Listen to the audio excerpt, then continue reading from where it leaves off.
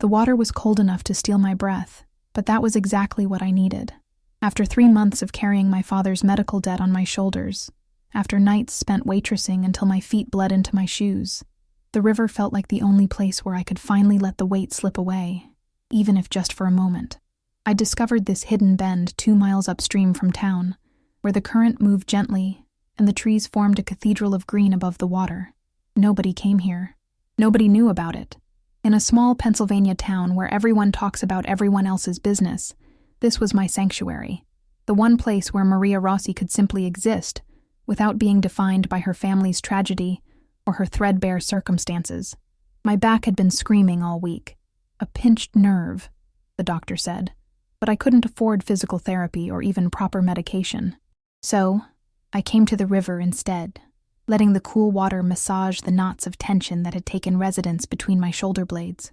The sun was beginning its descent, painting the sky in shades of amber and rose, and I was alone with nothing but the sound of flowing water and my own desperate relief. That's when I heard the splash. Not the gentle sound of water lapping against the shore, but something deliberate, something heavy. I spun around, my heart suddenly a fist pounding against my ribs, and that's when I saw him. A man emerging from the deeper part of the river, water cascading off shoulders that seemed impossibly broad, tattoos dark against wet skin that glistened like obsidian in the fading light. If you're loving this story so far, hit that subscribe button and drop a like. Let's make sure you catch every chapter as it unfolds. Your support keeps these stories coming. He was perhaps 30, maybe younger, with eyes so dark they seemed to hold entire universes of secrets. His wet hair clung to his forehead, and there was something deeply unsettling about the way he moved, with the kind of controlled grace that suggested he'd learned to navigate the world as if everyone in it was a potential threat. Expensive watch, thick gold chain, a scar that ran from his jaw down his neck, disappearing beneath the water's surface. I knew, with the kind of instinctive certainty that makes your stomach drop, that this man was dangerous. "Don't scream," he said, his voice carrying an accent I couldn't quite place. European, maybe Italian. "I'm not going to hurt you." But I was already scrambling backward, my mind calculating distances and escape routes. The towel I'd left on the rocks felt impossibly far away. My dress, my shoes, my dignity, all of it suddenly vulnerable. "Stay back," I warned, my voice steadier than my hands. "You're back," he said, ignoring my command entirely. He was moving closer now, and I was backing deeper into the water. "I can see you're in pain. You were holding yourself a certain way when I came around the bend, lower left, maybe slightly to the right of your spine." I froze, not because he'd correctly identified my injury, but because his observation suggested he saw me not as prey or a random woman to exploit, but as someone he'd actually noticed, really noticed. The distinction felt important. "How did you—" "My mother," he interrupted, now standing waist-deep in the water, making no further move toward me. "She had the same problem. Nurses, masseuses, expensive doctors. None of it worked until a physical therapist taught her specific techniques. The water helps, but there's more you could be doing." This was insane. I was having a medical consultation with a man who looked like he'd stepped out of a crime documentary, in a river, half naked, with the sun dying around us like the world was ending. "Who are you?" I asked. He tilted his head slightly, and something that might have been amusement flickered across his features. "Someone who doesn't belong in this river any more than you do. Someone taking refuge." He paused, his dark eyes studying me with an intensity that made my skin prickle. "Someone who just watched a woman carry the weight of the world on her shoulders, and who knows exactly what that feels like." The water between us seemed to crackle with something I couldn't name. Tension. Recognition. The dangerous pull of two people meeting in a liminal space, away from the rules that governed their separate worlds. "I'm Viktor," he said, and somehow I knew that wasn't entirely true, or at least, that wasn't all of the truth. "And you're about to have a very interesting choice to make. I should have left the river that night and never returned." Every rational part of me screamed that this man, Viktor, or whatever his real name was, represented exactly the kind of complication I didn't need. My life was already threading through a needle's eye, balancing between survival and collapse. Adding a mysterious tattooed stranger with a scar and expensive jewelry to that equation was lunacy. And yet, I was back the next evening. I told myself it was because my back hurt too much to wait, that the medical advice he'd mentioned was worth investigating, that I needed to understand why this man seemed to know so much about pain. The truth was more complicated and far more dangerous. I was curious about him in a way that felt almost magnetic, as if some invisible force was drawing me towards something I knew could destroy me. He was already there when I arrived, standing at the river's edge in dark jeans and a black shirt, sleeves rolled up to reveal more of those intricate tattoos. In the daylight, I could see them more clearly, symbols and words and languages I didn't recognize, a design that covered most of his left arm like a story written in ink. "You came back," he said, and there was something in his voice that suggested he'd wondered if I would. "Only because my back," I started, but he was already shaking his head. "Only because you want answers," he corrected gently. "There's no shame in that. Everyone wants to understand dangerous things before they let those things close to them." "Are you a dangerous thing?" I asked, pulling my hair into a loose braid as I studied him. "Incredibly," he said without hesitation. "But not to you, not unless you ask me to be." The distinction was important, and we both knew it. There was a proposal embedded in that statement, a boundary he was establishing. Whatever this was, whatever was about to happen between us, would be my choice to step into. "The techniques," I said, changing the subject but not really. "For my back." He gestured for me to turn around, keeping a careful distance. When I hesitated, he said, "I won't touch without permission, but I can show you what I meant." I turned, my back to him, aware of every nerve ending in my body, suddenly hyper-conscious of his presence behind me. I could feel the heat radiating from him, could smell something expensive and dark, cologne mixed with something that was purely him. "Here," he said, his voice dropping to something more intimate. He pointed to a spot on my lower left back, his finger nearly but not quite touching my skin. "This is where the tension is collecting. Your right shoulder is higher than your left because you're overcompensating. You've probably been favoring your right side for weeks." "How could you possibly know that?" I whispered. "Because I've studied pain," he said, "in others and in myself. When you spend enough time around it, you learn to recognize its patterns." He finally touched me then, just his fingertips against my spine, pressing gently on the muscles there, here and here. "These need gentle pressure, not aggressive massage. 3 times daily, 5 minutes each time. Stretching in the morning before you start your day. Eat before bed." It should have felt clinical. It absolutely should have. Instead, the sensation of his touch felt like lightning and velvet simultaneously, dangerous and comforting in a way that made no sense. "Why are you helping me?" I asked. He withdrew his hand, and I felt the loss of it like a physical ache. "Because someone helped me once. Because I'm trying to be better than the world taught me to be. Because—" He paused, and I heard the hesitation in his voice for the first time. "Because I don't think your story is supposed to end the way you've been planning it to end." I turned to face him. "I haven't planned anything. I'm just surviving." "Exactly," he said. "And surviving isn't living, Maria." The shock of hearing my name stopped my breath. I had never told him my name. His expression shifted into something that looked almost like regret. "Small towns have their gossip channels. I heard someone call you that when I was at the gas station this morning." "I'm sorry. I should have asked you to tell me instead of showing you that I already knew. But that wasn't what troubled me. What troubled me was that he'd been in town, that he was staying, that this wasn't some random encounter that would dissolve back into separate lives, but something that was taking on weight and substance and dangerous possibility. "You can't stay here," I said. "Whatever you are, whoever you are, you need to leave this town." "Maybe," he said, "but not tonight. Tonight, I want to show you something." He took me to the old Bergamini property, 15 minutes outside of town, through roads that twisted like serpents through the darkening forest. His car was a sleek black thing that probably cost more than my house, and he drove with the kind of casual confidence that suggested he'd never worried about consequences in his life. The property itself was abandoned, a sprawling estate that had been empty for years after the family's scandal. Vines climbed the walls, windows stared out like dead eyes, but when we stepped inside, I found something completely unexpected. The main ballroom had been transformed into a kind of training facility. Punching bags hung from the ceiling. Weights were arranged in careful rows. There was a ring in one corner, And along the walls, photographs of fighters, men and women, professional athletes and people I recognized from the news, some victorious, some defeated. "What is this?" I breathed. "A project," Viktor said. "I help people train, people who need to become stronger, physically and mentally, people who think the world has already decided their fate. The Mafia doesn't run training facilities for charity," I said. He turned to me slowly, and there was no point in pretending anymore. "No, the Mafia does many things, but charity isn't typically one of them. You're right to be afraid." "I'm not afraid," I lied. "Yes, you are. You're terrified, but you're also curious, and that's more powerful than fear." He moved closer to me, and this time I didn't back away. "I came to this town for business, unpleasant business involving people who hurt the people I care about.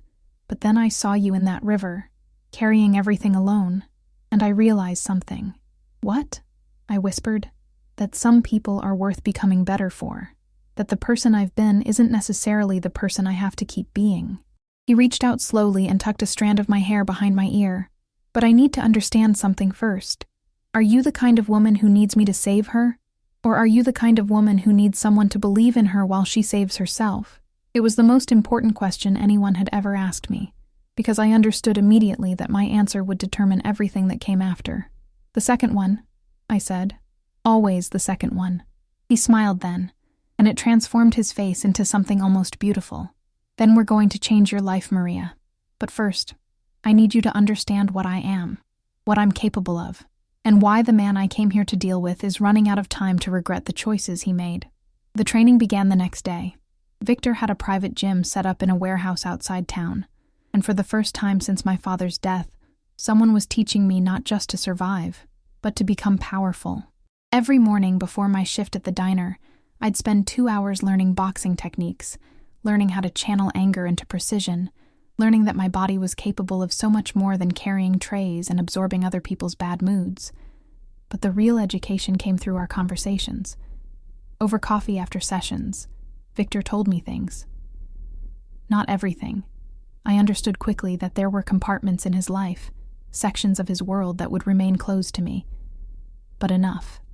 He told me about growing up in Naples, about a family business built on blood and compromise, about the moment he realized he was becoming the kind of man he'd sworn never to become. He told me about the sanctuary he'd built with this training facility, about the people he'd helped escape their circumstances, about the price he'd paid for every single act of mercy. "The man I came here for," he said one afternoon, sitting on the edge of the boxing ring while I unwrapped my hands. "His name is Marcus Vallone. He runs a human trafficking operation that feeds young women into situations they can't escape from. One of his victims was my sister." My hands froze. "Was? She's safe now. She got away. But she'll never be entirely okay because of what he did to her." Viktor's jaw tightened. "I've been tracking him for 2 years. He came to Pennsylvania thinking he was far enough away from my reach, thinking he could hide in a small town where nobody was looking for him. He was wrong. What are you going to do?" I asked, though part of me already knew. "What I came here to do," he said simply. "Make sure he understands that there are consequences, that the world doesn't simply forget about the people he's destroyed." "That's not justice," I said. "That's revenge." "Yes," Viktor agreed. "It is, but sometimes they're the same thing. I should have walked away then. I should have recognized the warning signs, should have understood that loving this man meant becoming complicit in his world, meant accepting the violence that seemed to orbit him like a dark planet. But instead, I found myself asking, how can I help? He looked at me for a long moment, and I could see him warring with something internal. "You can't. This isn't your fight. You made it my fight the moment you taught me to throw a punch," I countered. "The moment you showed me that I had power I didn't know I possessed. The thing about falling in love with a dangerous man is that it happens so gradually, you don't notice the moment the ground becomes unstable beneath your feet. It's not the dramatic lightning strike moment that novels promise. It's quieter than that. It's the way he remembers exactly how you take your coffee. It's the way his entire face changes when you walk into a room. It's the way he listens, really listens, when you talk about your dreams, your fears, the small humiliations of your life, as if every word you say matters more than anything else in the world. By the 3rd week, I was half in love with him. By the 4th week, I was completely gone. But love with Viktor came with complications that I was only beginning to understand. "Marcus knows about you," he told me one night, as we sat on the hood of his car, looking out at the town lights below us. "He's using you as leverage." "How?" I asked, my stomach dropping. "He's made inquiries about the waitress who works at Sal's diner. He knows where you live. He knows your father is dead and you have no one to protect you." Viktor's voice was tight with fury. "He thinks he can threaten you to get me to back off." "Will you?" I asked. "No," Viktor said without hesitation. "I will do exactly what I came here to do, but I need you to be prepared for what that means." What it meant became clear when Marcus came to the diner on a Tuesday afternoon. He was smaller than I'd imagined, which somehow made him more threatening. He had the kind of smile that didn't reach his eyes. Practiced. Performative.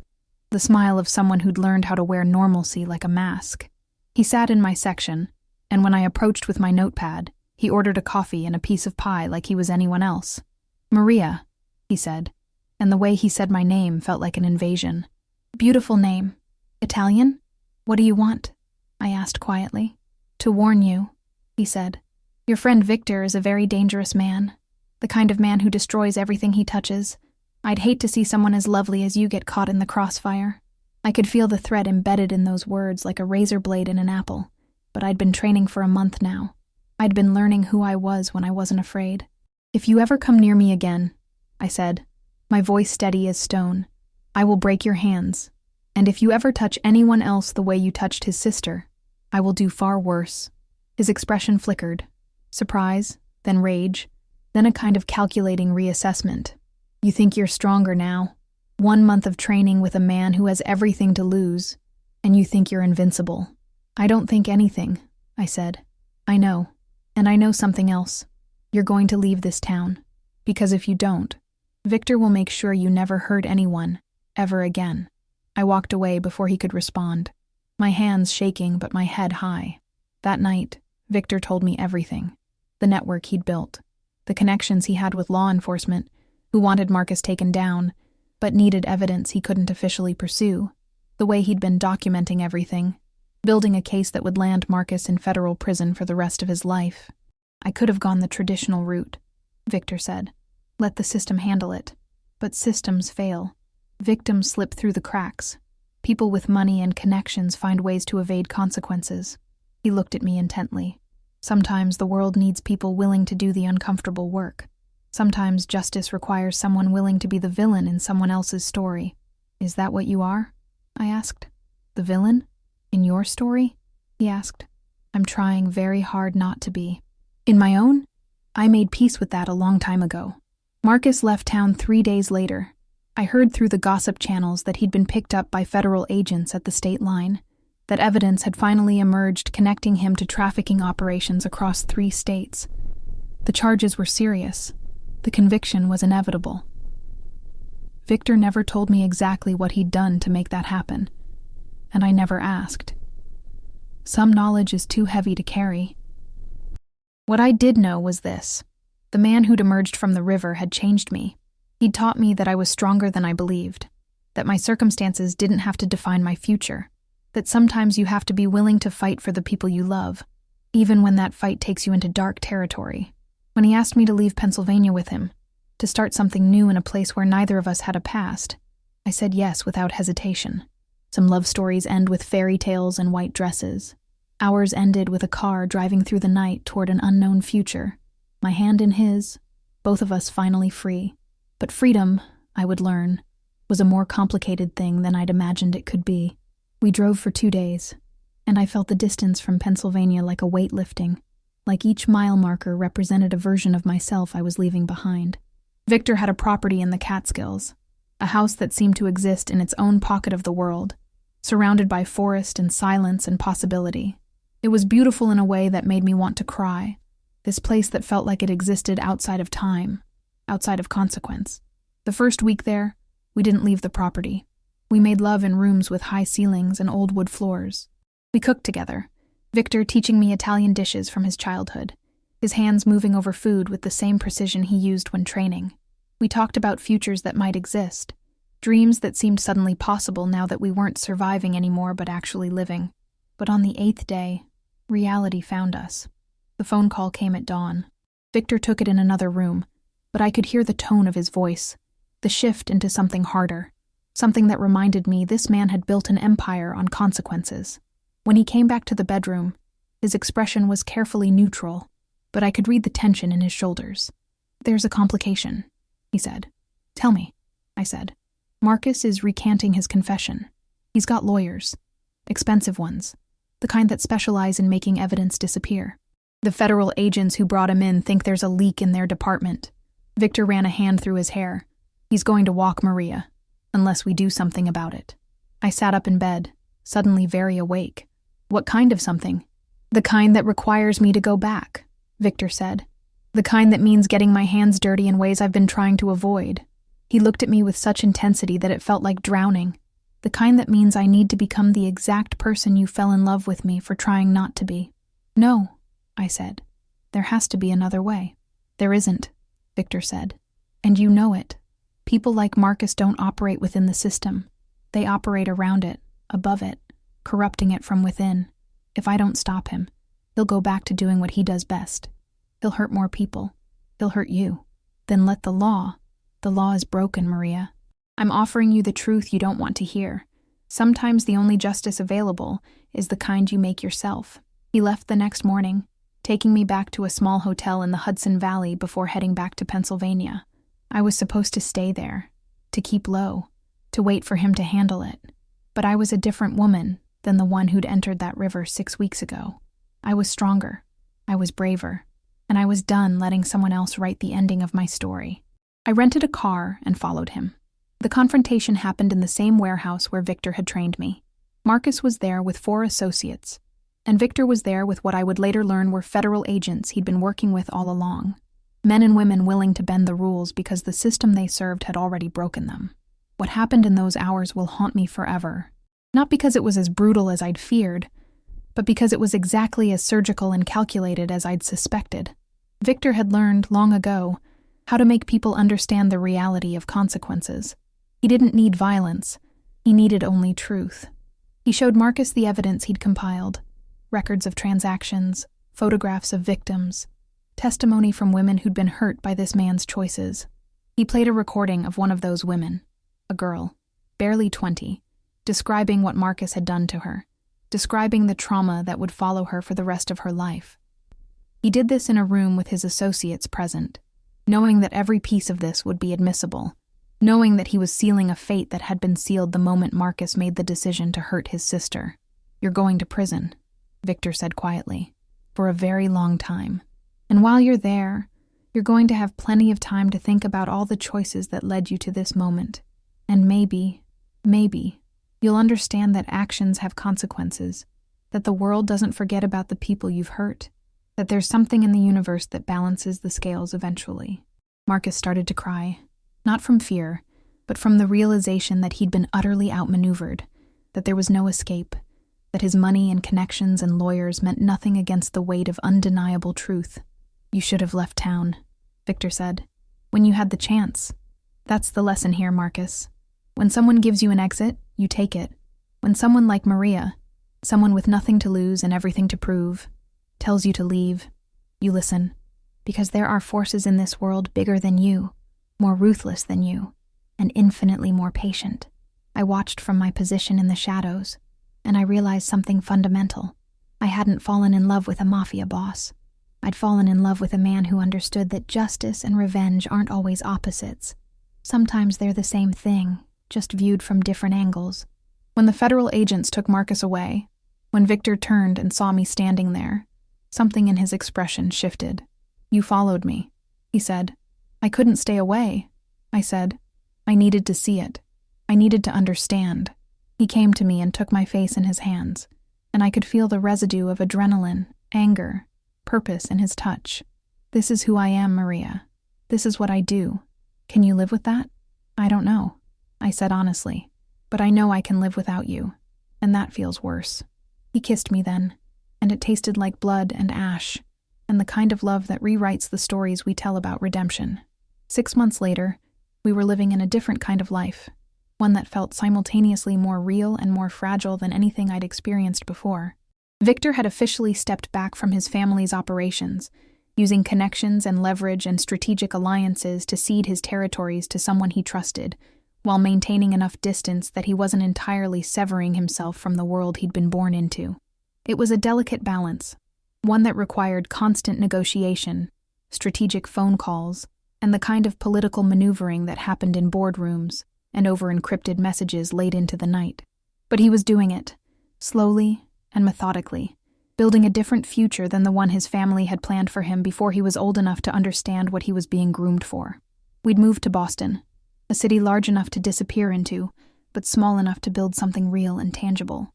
Viktor had invested in legitimate businesses, a high-end gym chain, a security consulting firm, real estate holdings that could have laundered money if he'd still been operating in that world, but which served a completely different purpose now. He was creating jobs. He was employing people who'd fallen through the cracks of the system, people who reminded him of who I'd been before he found me in that river, drowning in invisible pain and the weight of impossible circumstances. I'd started my own business too, something that felt more meaningful than anything I'd ever imagined doing. A training facility for women, self-defense classes, boxing, strength training, but also something deeper and more transformative. We taught financial literacy to women who'd never been allowed to understand their own money. We helped women understand their rights, create escape plans from abusive situations, build networks of support that could sustain them through the darkest moments of their lives. The first 6 months, we had 12 regular students, all of them terrified and uncertain. By month 6, we had over 100, and the waiting list was growing every single week. "You're creating an army," Viktor said one night, watching me work with a young woman named Sophie, who'd fled her husband with nothing but the clothes on her back and a black eye that was slowly fading to yellow around the edges. "I'm creating options," I corrected, my voice gentle but firm, "for people who feel like they don't have any, for people the world has already decided don't matter." He smiled at me in that way that still made my heart stumble, like I was the most fascinating thing he'd ever encountered, like every word I spoke was worth more than anything else demanding his attention. We'd moved in together 6 weeks ago, and the apartment we'd chosen overlooked the harbor. It was beautiful in ways I'd never imagined having access to, with floor-to-ceiling windows and exposed brick and hardwood floors that gleamed like honey in the morning light. But I was careful not to let the luxury seduce me into forgetting where I'd come from, not to let comfort make me complacent or complicit in a life that was built, partially, on Viktor's past. The thing about loving someone who's lived the way Viktor had lived is that you carry their past with you whether you want to or not. There were phone calls that made his jaw tighten. There were visitors who came in the middle of the night, speaking in rapid Italian, their voices carrying the weight of business that still needed attending. There were moments when I'd catch him staring out the window, with an expression that suggested he was somewhere else entirely, somewhere darker, remembering things he'd rather forget. But there were also moments of such profound tenderness that they rewrote how I understood love itself. Like when he found me crying in the bathroom after a particularly brutal training session, a student of mine who reminded me too much of myself, and he sat with me in the dark without saying anything, just letting me leak all the emotion I'd been holding back. Like when he started attending community meetings about neighborhood development, using his resources and connections to help block a predatory development project that would have displaced vulnerable families. Like when he held my hand while my father's old medical bills were finally, completely paid off, and I realized that I was free in ways I'd stopped believing were possible.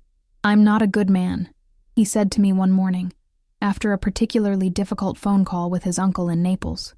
"You know that, right? I'm trying to be better, but that doesn't erase what I've already done. The people I've hurt.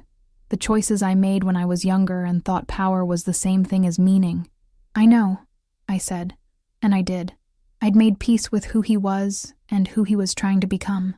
"But you're a better man than you were 6 months ago, and you'll be a better man 6 months from now. That's not redemption. I'm not naive enough to think that. But it's something. It's growth. It's choosing differently every single day." He pulled me close, and I could feel the tension in his body slowly release, like my acceptance was the only thing that could ever truly ease the weight he carried. We made love that morning with a kind of desperation and gratitude, like we were both aware of how fragile this happiness was, how easily it could be taken away. It was exactly 3 days later that everything changed. The visitor arrived on a Tuesday afternoon while I was at the facility training Sophie and 3 other women in basic defensive tactics. Viktor called me, his voice carefully neutral in a way that meant something was very wrong. "Come home," he said. "We have a guest." The drive back to the apartment took 20 minutes, and in that time, my mind spiraled through every possibility, every worst-case scenario I'd been holding at bay since I'd fallen in love with a man from another world. I kept imagining federal agents, kept imagining threats, kept imagining the fragile life we'd built, collapsing like a house built on sand. But it wasn't the federal government standing in our living room when I arrived. It was Viktor's sister. She was smaller than I'd expected, with dark hair and Viktor's same intense eyes, but where his held darkness and experience, hers held something rawer, trauma that was still actively healing, pain that hadn't yet fully calcified into scar tissue. She looked at me with a kind of wariness, like she was trying to determine whether I was an asset or a threat to her brother's tenuous transformation. "Maria," Viktor said quietly, "this is Lucia. She's come to tell me something I need to hear." Lucia's voice, when she spoke, was barely above a whisper. "Marcus is dead. 3 days ago, in federal prison. They're saying it was suicide, but..." She looked between Viktor and me. "Viktor, he left a letter. It's addressed to you." Viktor took the letter with hands that were suddenly not quite steady. I watched his face as he read it, watched the color drain from his skin, watched something ancient and terrible settle into his expression. "What does it say?" I asked gently. "It says," Viktor said slowly, "that he lied. About everything. That he recanted his confession not because he wanted to evade justice, but because someone paid him to. Someone who wanted me distracted, vulnerable, focused on him instead of paying attention to what was happening with my family's operations." "Who?" Lucia asked, her voice sharp. "Uncle Vincenzo," Viktor said, and the name tasted like poison in his mouth. "He's moving against me, against us, and Marcus was the distraction, the test, to see if I'd stay loyal to the old ways, or if I'd truly stepped away." I felt the moment everything shifted. I felt the world tilt on its axis and show us its darker side again, because the truth was this: you can't escape your past. You can only choose over and over again whether you're going to let it define your future. "What are you going to do?" I asked. Viktor looked at me, and his eyes held the same intensity they'd held the day he emerged from the river. "What I should have done from the beginning. I'm going to end this, permanently. And this time, there's no walking away." The next 72 hours were the most difficult of my life, watching the man I loved prepare to re-enter the world he'd been desperately trying to leave. But this time, I understood something fundamental. Sometimes love means letting someone do what they have to do, even when every instinct screams at you to protect them from themselves. Viktor didn't hide what he was doing. He told me everything, laying out plans with the precision of someone who'd been trained since childhood in the art of strategic thinking. Lucia stayed with us, and I learned that she'd become something unexpected, a liaison between Viktor and law enforcement agencies that had been waiting for exactly this moment, waiting for someone inside the organization to finally be willing to take it down from within. "Vincenzo thinks he's maneuvering me back into the fold," Viktor explained, standing at our window overlooking the harbor. "He thinks Marcus's death and his little test will remind me that sentiment and dreams are luxuries I can't afford. He thinks I'll come crawling back, asking for forgiveness, ready to be the tool he's always wanted me to be." "But you're not," I said. "No," Viktor agreed. "I'm going to let him believe that I am. Just long enough to gather everything we need to dismantle every operation, every connection, every piece of the network he spent 40 years building." The deception was elaborate and beautiful in its own terrible way. Viktor began taking calls from Vincenzo, gradually accepting invitations to meetings, slowly reintegrating himself into family business discussions. All the while, federal agents were recording, documenting, building the kind of case that couldn't be dismantled by expensive lawyers or strategic corruption. But what Viktor hadn't anticipated was how deeply Vincenzo's reach extended, how much of a threat our life in Boston had become. The first warning came when our gym was vandalized. Spray-painted walls, broken equipment, a message left in red paint: "You chose the wrong side." I stood in the middle of the facility, looking at the destruction, and I understood that this was personal now. This was no longer abstract consequence. This was targeting what I'd built, what I cared about, what represented my independence and power. The second warning came when Sophie disappeared.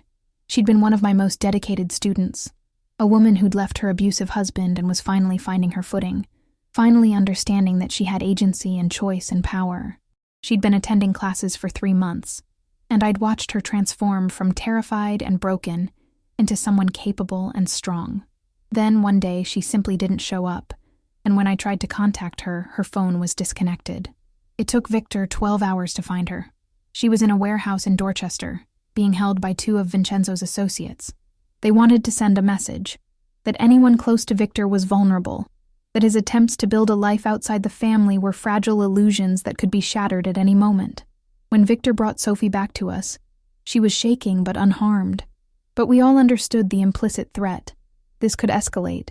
This could become real violence, real loss, real devastation. We need to accelerate the timeline, I told Viktor that night, my voice steady, even though my hands were trembling. We need to end this before Vincenzo realizes you're working against him. I know, Viktor said, and we're going to. But there's something you need to understand, Maria. What I'm about to do, the way I'm going to do it, it will require me to become the person you've been hoping I wouldn't have to become again. It will require ruthlessness, cruelty, and the kind of calculation that erases the line between justice and revenge. I know, I said, echoing his words back to him, and I'm asking you to do it anyway, because this man is dangerous, and he's not going to stop. And sometimes the only way to protect the people you love is to be willing to be their monster. He held me then, and I felt the moment he made his final decision, the moment he accepted that redemption and transformation were luxuries he couldn't afford as long as Vincenzo drew breath. The operation took 3 weeks to execute. Viktor orchestrated it like a conductor leading a symphony, every piece moving exactly when it needed to move, every element aligned perfectly. He arranged meetings that federal agents recorded. He documented transactions that implicated Vincenzo in every illegal operation his organization had conducted in the past 15 years. He gathered testimony from people Vincenzo had hurt, people who'd been waiting years for someone powerful enough to take him down. And then, when the time was right, when the case was airtight and unshakable, Viktor walked into a family meeting and told Vincenzo exactly what he'd done. "You were wrong," Viktor said, his voice calm and glacial. "I didn't come back because you're powerful. I came back because I wanted to give you a chance. One final chance to step away, to retire, to live out whatever years you have left in peace. But you couldn't do that.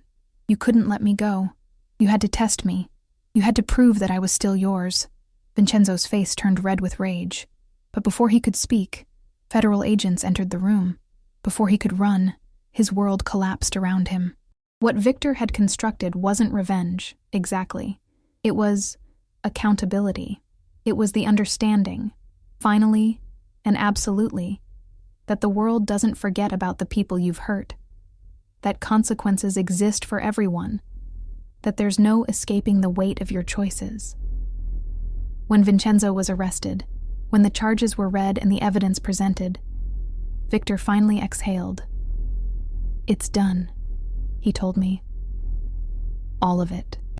The family will have to restructure, and my uncle will spend the rest of his life in prison, and we can finally, completely, build the life we've been imagining." I wanted to believe him. I wanted to think that this was finally the ending, the moment where we could stop running and start living. But something in my chest whispered a warning, that stories like ours rarely have clean endings, that people like Viktor don't get to simply walk away, that the past has a way of reaching forward and yanking you back into its gravity. 3 weeks after Vincenzo's arrest, we thought the danger had passed. The federal case against him was rock solid. His lawyers had advised him to take a plea deal that would keep him alive but in prison until his death, and the family operations were being dismantled piece by piece. Viktor had given testimony, protected testimony, given to federal prosecutors who understood the stakes, and every piece of the puzzle was falling into place. But what we didn't anticipate was the fallout within the organization itself. When a power structure collapses, it doesn't disappear quietly. It fractures. It creates vacuums that people rush to fill, and it creates resentment among those who feel betrayed by someone they trusted, someone who was supposed to carry the torch, but instead extinguished the entire fire. The first attack happened at our apartment building, Someone left a package on our doorstep. Nothing that would harm us, but a clear message. Inside was a photograph of me and Viktor, taken from a distance, annotated with circles and markers indicating vulnerable points on our bodies. The message was written in Italian, but Viktor translated it for me, his voice like ice. Everyone you touch becomes a target. The second attack was more direct. A firebomb was thrown through the window of the gym facility at midnight. Sophie and 3 other women had been staying overnight, part of our new initiative to provide shelter for women in crisis. And if the smoke detectors hadn't triggered immediately, if the sprinkler system hadn't activated instantly, the consequences could have been catastrophic. We need to disappear, I told Viktor, after the fire department had cleared the building, and we were standing in the parking lot, watching our life's work smoldering. We need to leave Boston, leave everything, and start somewhere new where nobody knows who we are. But Viktor shook his head. No. If we run, they win. If we run, they know they can keep hunting us. And they will. They'll chase us across the country, across the world, because running validates the threat. We need to stand. We need to show them that we're not afraid. But I am afraid, I said, and the admission broke something in me. I'm terrified, Viktor. For us, for Sophie, for everyone connected to this facility. I didn't sign up to spend the rest of my life looking over my shoulder. He pulled me close, and I could feel him shaking too. Not from fear, but from something deeper. From the realization that his attempt to escape his world had made that world follow him. That his desire for transformation had created collateral damage in the lives of innocent people. Then we end this, he said quietly. Not by running, but by making it clear that there are prices to pay for continuing this war. That I'm not the person they can push around or intimidate or control. Over the next week, Viktor did something I'd never seen him do before. He became entirely himself. The person he'd been trying to suppress, the person trained in violence and strategic thinking and the art of making threats real. But he did it differently than his uncle had. He didn't hurt innocent people. Instead, he systematically identified every person involved in the firebombing, every soldier in Vincenzo's organization who'd been ordered to attack, and he made sure they understood that their choices had consequences they hadn't anticipated. Some of them received visits. Some of them experienced financial devastation as Viktor used his legitimate business connections to systematically destroy their ability to work. Some of them received packages similar to the one we'd received, photographs showing their families, their children, their vulnerabilities. The message was clear and unambiguous. If you touch what's mine, I will dismantle your life completely. It was brutal. It was exactly the kind of thing that Viktor had been trying to move away from, but it was also effective. Within 2 weeks, the attacks stopped. Within 3 weeks, word came down through family channels that there was a truce, that anyone continuing to pursue Viktor or his operations would face consequences from the new leadership of the family, people who understood that Viktor had leverage and connections, and the kind of ruthlessness that made him more dangerous than Vincenzo had ever been. I hate what I just did, Viktor told me, sitting in our apartment with a glass of whiskey he didn't drink, his expression hollow and exhausted. I hate that I reverted to those tactics. I hate that I proved that I'm still capable of being the person I swore I'd never be again. You protected us, I said. You protected Sophie and the other women. You made sure the threat was neutralized. At what cost? He asked. How many people did I hurt? How many families did I destabilize? How many people are now afraid of me in ways they weren't before? I didn't have an answer for him, because the answer was complicated and terrible and true. Love doesn't excuse violence. Transformation doesn't erase what you've already done. And sometimes the people who care about us most are forced to become complicit in the things we do to protect them. We're leaving Boston, I said, making the decision in that moment. Not because we're running, but because we've accomplished what we came here to do. We've built something real with the gym. We've helped women find their power. But this city is contaminated now. It's connected to Vincenzo, to your uncle, to this world that we're trying to escape. We need fresh air. We need a place where we're not constantly reminded of what we've had to do to survive. Viktor looked at me for a long moment. Where? Somewhere quiet, I said. Somewhere that lets us pretend, just for a little while, that we're normal people living normal lives. Somewhere that doesn't have ghosts. He nodded slowly. Nowhere is free from ghosts, Maria. But I'll follow you anywhere you need to go. We settled in a small town in Vermont, about 90 minutes northeast of Boston, where the mountains rolled green and endless, and the pace of life moved according to seasons rather than ambition. The town had barely 3,000 residents, the kind of place where everyone knew everyone else's business, but were generally too polite to say it out loud. We bought a house with 20 acres, far enough from town to have privacy, but close enough to maintain the illusion of community. Viktor opened a single gym facility. Nothing fancy, just a place where people could come to strengthen their bodies without judgment. I opened a small counseling practice, working specifically with women who'd experienced trauma, helping them rebuild their sense of self and agency. We deliberately kept our profiles low, deliberately avoided attracting attention, deliberately tried to become the kind of people who wouldn't be remembered as exceptional in any way.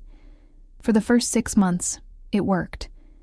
We actually achieved something that resembled peace. But peace, we learned, requires active participation in the forgetting of who you were. It requires suppressing the parts of yourself that remember how to operate in the dark.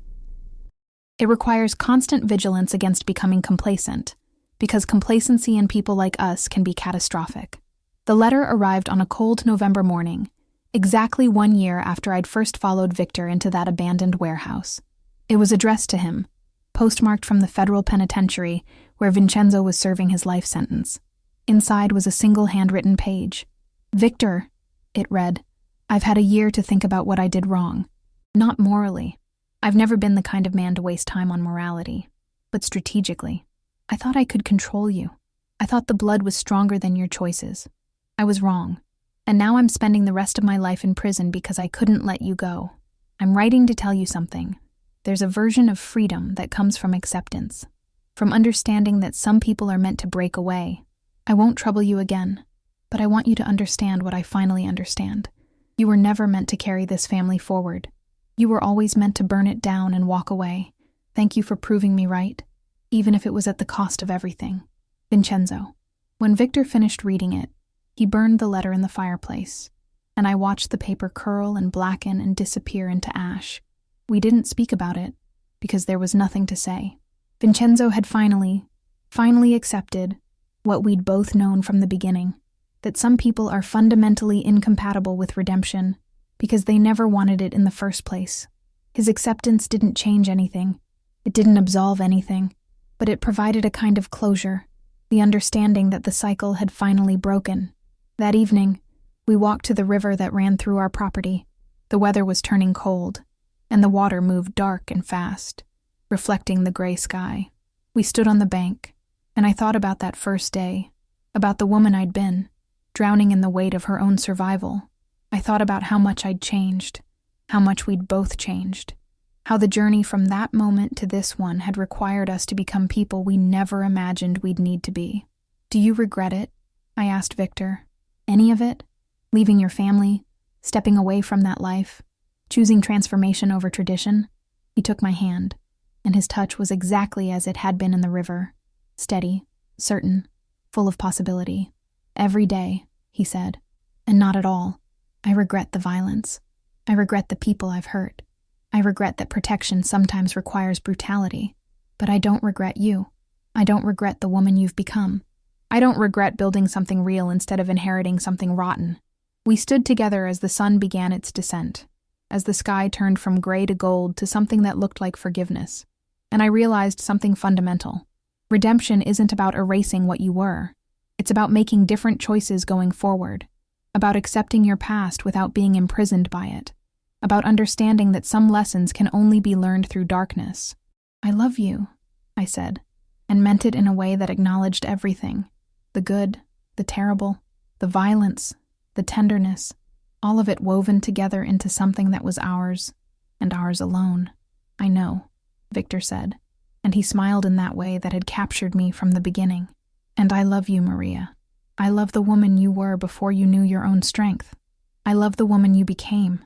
I love you in ways that scare me, because loving you means I have to keep being better. It means I have to keep choosing the harder path." We walked back to our house as darkness fell, and I felt, for the first time since this journey began, genuinely at peace. Not the peace of having escaped consequences, but the peace of having faced them and survived. Not the peace of being healed, but the peace of understanding that healing is possible even for people like us. People who've done terrible things. People who've loved dangerously. People who've learned that sometimes the most powerful choice you can make is to refuse to repeat the patterns that created you. The next morning, I taught my last session before closing the practice temporarily. I'd decided to go back to school, to get proper credentials in counseling psychology. Sophie was there, helping me transition the client files, and I watched her move with the kind of confidence that I'd helped cultivate. She'd rebuilt her life from nothing, and she was helping other women do the same. That's the real victory, I realized. Not the takedown of Vincenzo, not the escape from Pennsylvania, but this. Women reclaiming their power, understanding their worth, refusing to accept the limitations that the world tried to impose on them. Viktor was waiting for me at home with dinner. He'd learned to cook from his Italian grandmother's recipes, the ones that connected him to a part of his heritage that wasn't violent or corrupted. We ate together, and we talked about the future, about maybe having children, about maybe traveling, about building a life that was defined by choice rather than circumstance. And that's how our story ends, or perhaps more accurately, how it transforms into something new.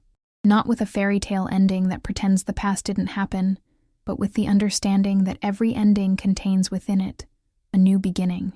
Viktor and I had been broken by the worlds we came from, shaped by violence and trauma, and the impossible choices that come when survival is the only option. But we chose, actively and continuously, to become something different. The river that brought us together still runs through our property, and sometimes I go down to its banks alone and remember the woman I was, drowning in invisible pain. I remember that stranger emerging from the water with his dark eyes and his dangerous knowledge. I remember understanding in that moment that transformation is possible, but only if you're willing to pay the price. Only if you're willing to accept that becoming better requires confronting the worst parts of yourself and choosing, every single day, to be different. That's the real story. Not the romance, though that's part of it. Not the revenge, though that was necessary. But the long, difficult daily work of choosing transformation, when it would be so much easier to repeat the patterns that broke you. The courage it takes to love someone genuinely while knowing their capacity for harm. The strength required to stand in your own power instead of accepting the role the world assigned to you. I was bathing in the river when a Mafia boss emerged. He whispered, "I can help with your back." But what he really offered me was a mirror, a chance to see myself not as a victim of circumstance, but as someone capable of claiming her own destiny. And that, I've come to understand, is the only kind of redemption that truly matters. If this story touched your heart, if you felt that electricity of transformation and dangerous love, please like this video, subscribe for more stories about redemption and second chances, and leave a comment telling us your story. What does love mean to you? When have you chosen differently? We want to hear from you. Your voices make this community real.